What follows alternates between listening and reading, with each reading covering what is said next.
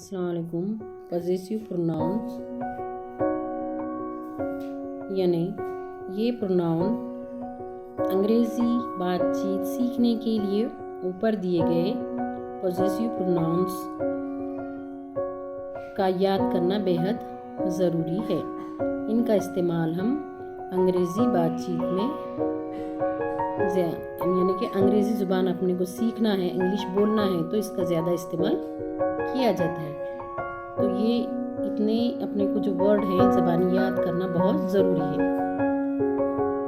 आई, मैं, वी, हम, यू, तुम या आपके लिए इस्तेमाल किया जाता है। दे, वो लोग, ही, लड़का, लड़के के लिए इस्तेमाल किया जाता है या वो बोलते वक्त या ये बोलते वक्त। शी, लड़की के लिए वो या ये। माँ यानी मेरा, अवर यानी हमारा, यूअर यानी तुम्हारा, देर यानी उनका, हिज यानी उसका, हर यानी उसका या उसको,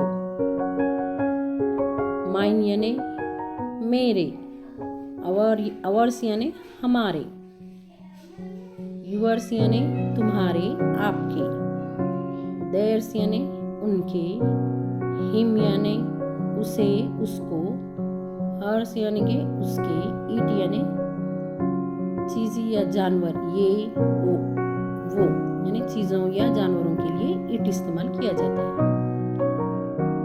मी, मुझे, मुझको, अस, हमें, हमको, यू, तुमको, आपको, देम, उन्हें, उनको, माई सेल्फ यानी मैं खुद, आवर सेल्फ यानी हम खुद, यूअर सेल्फ यानी तुम खुद या आप खुद के लिए इस्तेमाल किया जाता है। देम सेल्फ्स यानी वो लोग खुद, हिम सेल्फ यानी खुद, वो खुद, और हर सेल्फ यानी वो खुद, इट सेल्फ यानी वो खुद।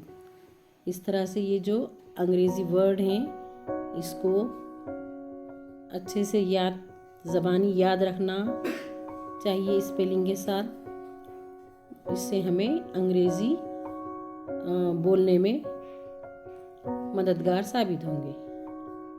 आज के लिए इतना ही।